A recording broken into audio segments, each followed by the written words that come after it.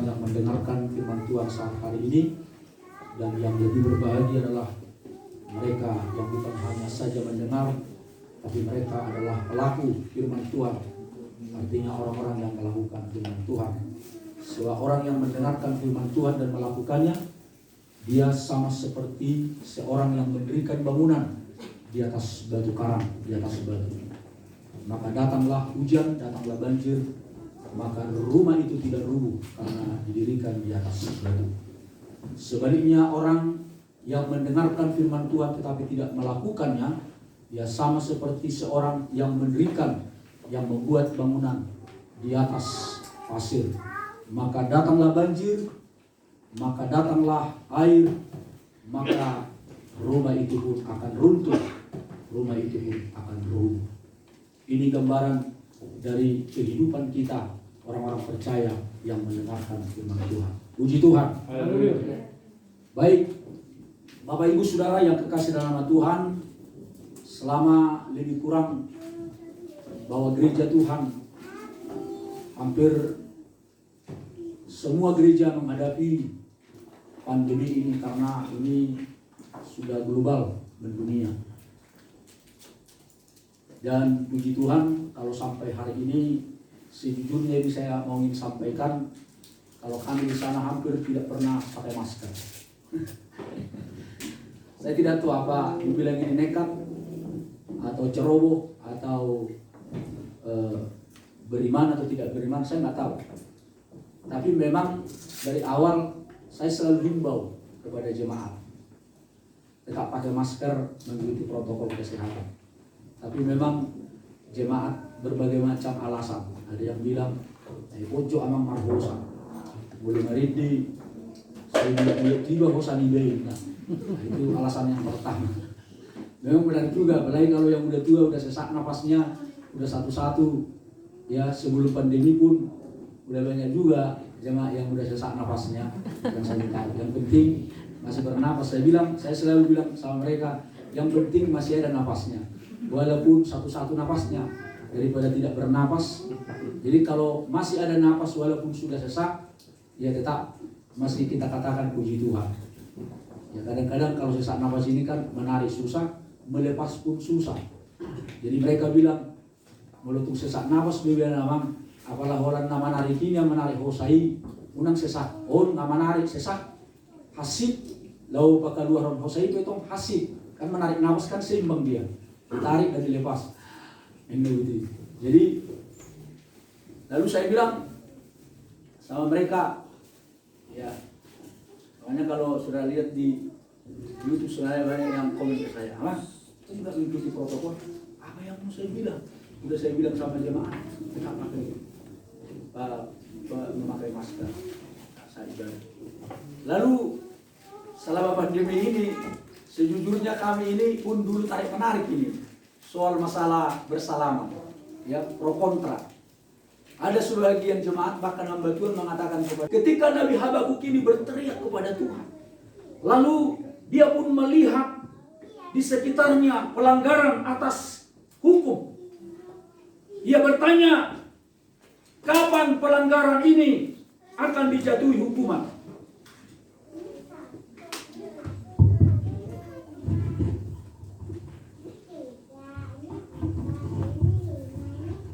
Pelanggaran hukum ini dihukum oleh Tuhan. Sebab apa saudaraku yang kenal Tuhan? Ketika Habakuk melihat tidak seperti apa yang diharapkan. Ketika hukum dilanggar, ketika hukum dipermainkan, ketika hukum tidak lagi menjadi supremasi, ketika hukum tidak menjadi panglima, tidak jauh berbeda dengan apa yang terjadi di Indonesia secara umum. Ini dalam konteks Indonesia tentang hukum, di mana selama ini kita boleh miris melihat, karena hukum ini ibarat seperti pedang. Dia hanya tajam. Kemana tajam ini? Ke bawah. Tajam ke bawah. Tapi giliran ke atas adalah tumpul. Istilah-istilah yang kita dengar, tumpul ke atas. Kalau udah berhadapan dengan pejabat orang penting, maka hukum itu tidak mempan. Tapi ketika berhubungan dengan orang susah, orang-orang yang tidak diperhitungkan, orang-orang dimarginalkan, orang-orang yang diabaikan, maka hukum ini berlaku. Itu yang terjadi di negara kita. Jadi kurang lebih sama apa yang dialami, apa yang dilihat oleh Nabi Habakuk ini. Sehingga dia bertanya kepada Tuhan. Saya pikir bahwa pertanyaan Nabi Habakuk ini juga mewakili pertanyaan-pertanyaan kita. Ketika kita melihat dan kita hubungkan kepada diri kita, seringkali kita bertanya kepada Tuhan. Sama seperti murid-murid.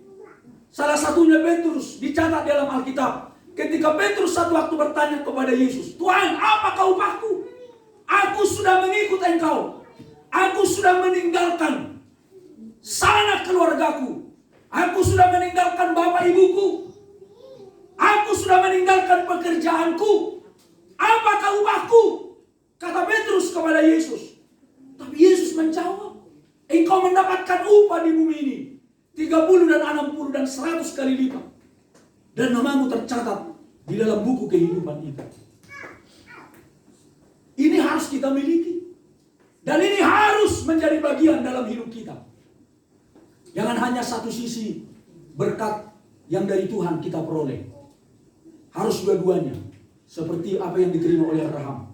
Berkat yang diterima oleh Abraham adalah berkat jasmani dan berkat rohani. Apalah gunanya kata Rasul Paulus? Kita memperoleh seisi dunia ini, tapi kita kehilangan nyawa kita. Apa gunanya dia mahara portivion, angko mengo dotondina. Banyak orang sekarang ini di pikirannya, konsep berpikirnya bahwa hanya memikirkan hal-hal duniawi saja. Hanya di dunia ini saja yang dipikirkan. Banyak orang Kristen seperti ini. Tapi saudaraku yang kekasih dalam nama Tuhan, kita tidak boleh berpikir seperti itu.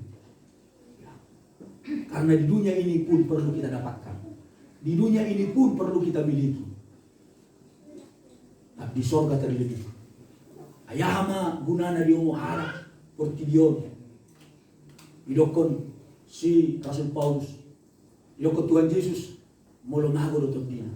Ahmadi artinya taumo portidion.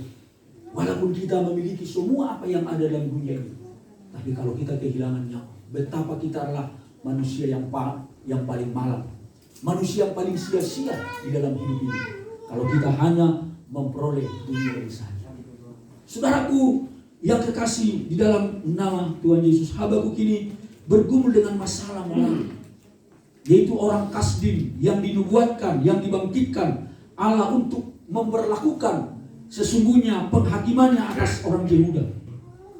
Padahal bahwa orang Kasdim ini adalah orang yang kejam.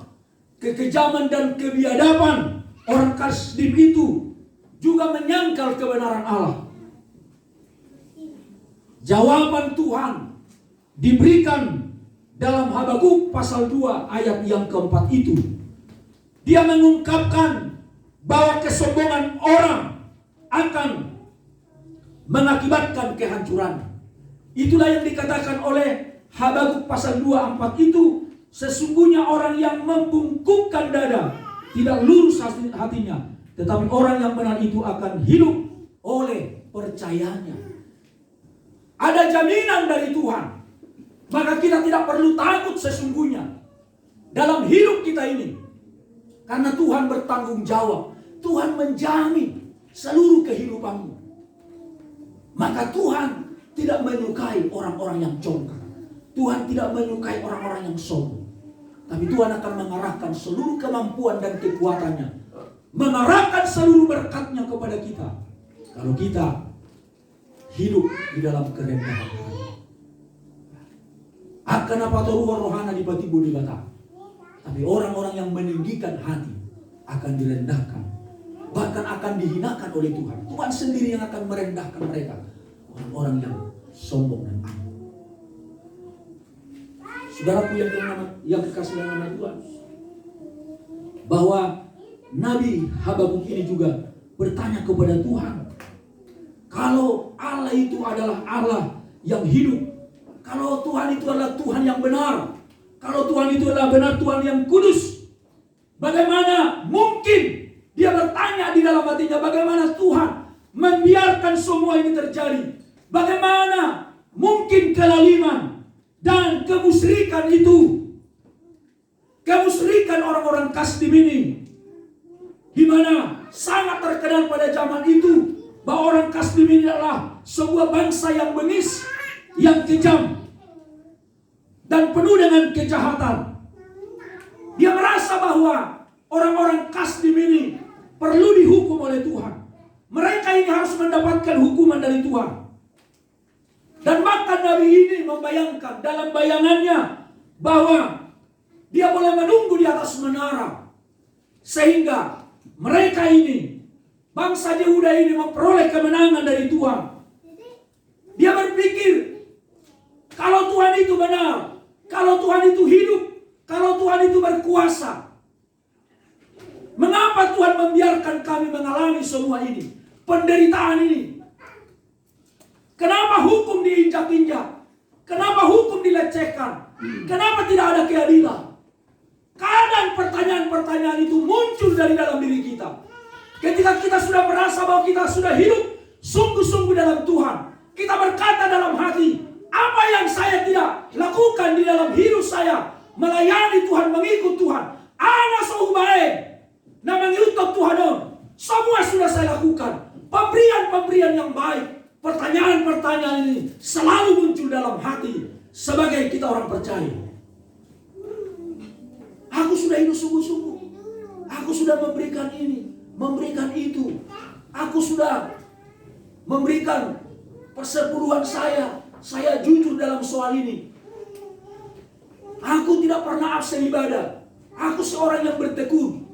Aku orang yang setia. Semua kita sejajarkan tentang sikap dan hidup kita. Dan perbuatan-perbuatan kita kepada Tuhan. Tapi percayalah, seberapa jauh kau memberi yang terbaik kepada Tuhan, dan tidak ada sesuatu yang sia-sia bagi Tuhan. Semua itu diperhitungkan oleh Tuhan. Karena Alkitabku berkata, hukum ini selalu Tuhan pakai dan berlaku bagi siapa saja. Orang yang menabur dengan air mata, satu waktu mereka akan menuai dengan sorak-sorai. Bahkan hukum ini berlaku bagi siapapun yang melakukannya. Hukum tabur tuai. Allah tidak membiarkan dirinya dipermainkan. Sebab apa yang ditabur orang itu juga akan dituainya. Kalau kita menabur yang baik, kalau kita melakukan apapun di dalam pelayanan yang terbaik dari hidup kita, jangan pernah bersungut-sungut. Puji Tuhan. Haleluya. Ini menjadi catatan bagi kita. Jangan pernah bersungut-sungut. Karena orang yang selalu bersungut-sungut di dalam jemaat, ini adalah orang yang tidak pernah mengalami damai sejahtera. Lihat saja wajah orang yang selalu bersungguh-sungguh dalam gereja. Mukanya tidak pernah ceria. Cemberut terus. Muka tidak bersahabat. Apalagi yang disungguh-sungguhi gembalanya. Bereng mapadita paditai. Bereng mapadita tei. Ngabel kebutuhan. Itu dia lari di kolekte. Bereng ni foto jemaat lari di kolekte itu butuh do. Itu dia lari nang koso butuhan. Jangan koso butuhan lari na, baru dia mau pendeta muna somar butuhan. Simpel saja. Cari aja pendeta yang tidak punya perut. Udah aman. Nggak perlu lagi di Coca-Cola. Nggak perlu lagi di sini jus. Semua bebas aman.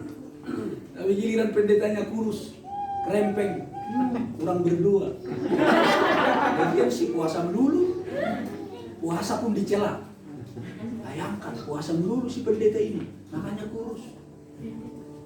Terlalu banyak sih pendeta ini berpikir, padahal dia nggak tahu yang dipikir oleh jemaat. Sementara jemaat nggak pernah mikirin pendetanya, kan begitu.